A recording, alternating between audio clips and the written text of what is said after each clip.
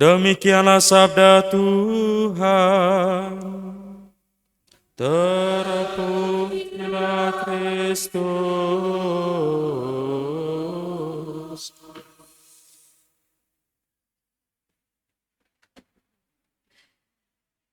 Suatu ketika di internet saya melihat ada gitaris-gitaris handal begitu.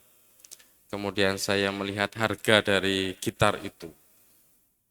Di tempat ini apakah ada yang hobi main gitar? Yang anak-anak muda? Satu gitar Gibson contohnya, yang paling murah, itu seharga 1.000 US dollar. Berarti sekitar 11 ya, 12 juta. Yang paling mahal 9.000 US dollar. Berarti sekitar sudah bisa nyicil rumah baru ya. Satu gitar. Apa yang membuat gitar ini menjadi mahal? Misalnya saudara-saudari yang terkasih di sini ada yang hobi main gitar, beli saja yang Fender misalnya.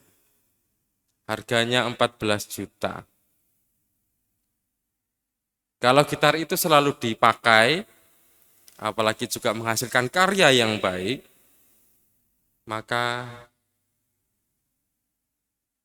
ornamen atau bahan dasar gitar itu sewaktu sering dipakai, kayunya itu akan menjadi lebih matang. Antara bodinya, bodi gitarnya, antara lehernya dan juga kepalanya itu akan lebih menyatu, kayunya juga akan lebih kering dengan resonansi dari senar dan juga tambahan dari efek-efek, maka gitar itu akan menjadi mahal. Artinya gitar itu sering dipakai dan juga dirawat. Apalagi kalau menghasilkan karya yang baik.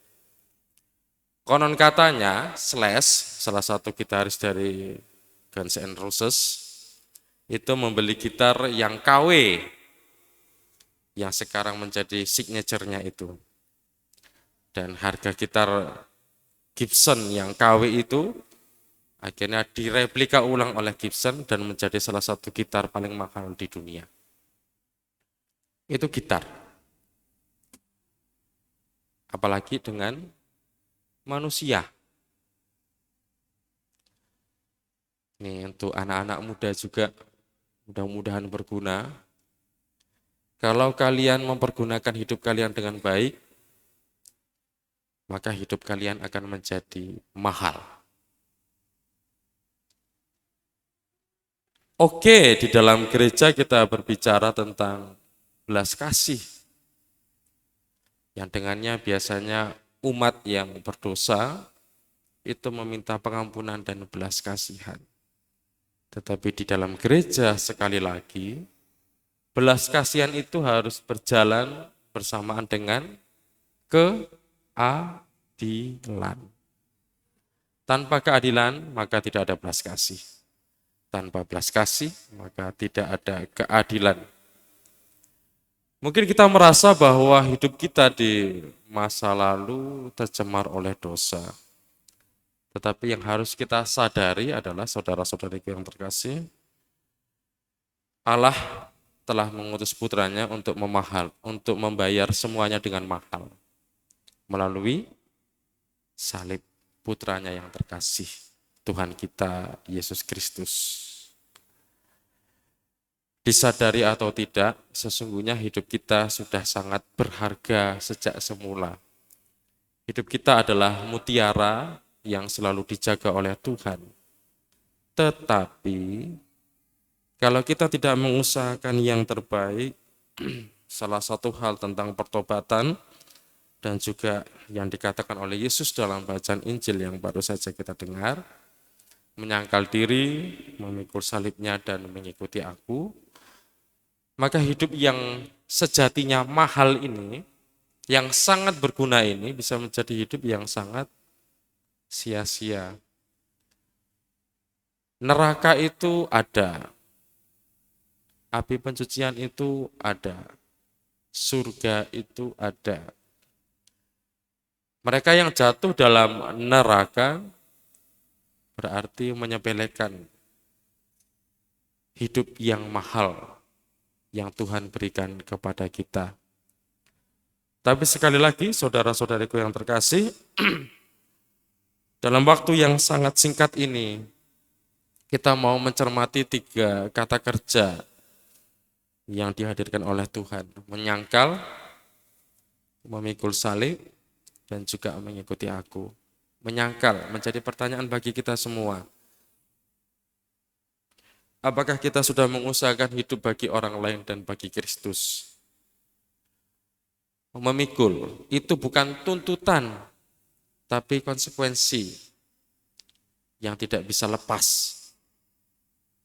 Dan yang ketiga, apa tadi? Mengikuti Kristus. Bukan hanya rajin datang ke gereja, melihat Yesus yang tersalib itu, yang setengah bugil itu, yang dengannya kita merasa bahwa kalau sudah datang ke gereja, mungkin setelah ini kita hidup menjadi lebih baik. Bukan hanya rajin dalam perayaan-perayaan sakramen, tetapi apakah kita sudah mengusahakan hati, pikiran kita sungguh dituntun oleh Tuhan. Dan juga dikatakan dalam bacaan Injil, barang siapa mau menyelamatkan nyawanya akan kehilangan nyawanya. Tetapi barang siapa kehilangan nyawanya demi aku, maka ia akan memperolehnya. Bukan tentang memandang rendah kehidupan,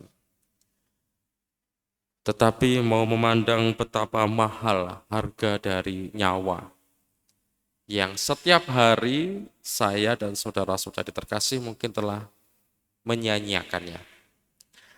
Menyia-nyiakan kehidupan, menyia-nyiakan di pagi hari kita tidak mengisinya dengan maksimal. Ini adalah perjuangan dan ini adalah pergulatan batin kita semuanya, yang dengannya Yesus tidak mengajak kita untuk memandang kehidupan ini buruk, sebab salib itu memang untuk orang marginal.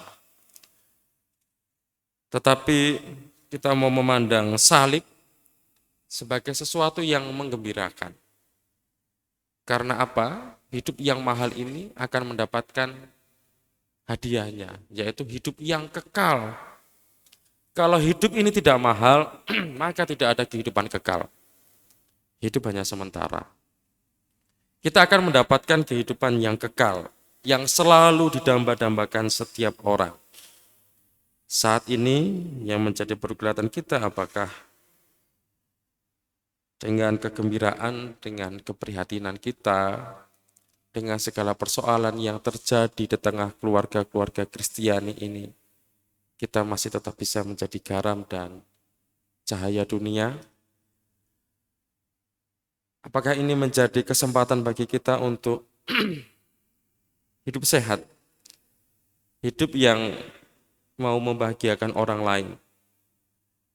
Walaupun letih, tetapi kalau kita menggunakan hidup ini menjadi lebih berarti, seperti yang saya katakan tadi, benda mati saja seperti gitar, harganya bisa mencapai miliaran rupiah, apalagi hidup kita yang kita gunakan untuk sebaik-baiknya. Tuhan memberkati kita sekalian. Amin.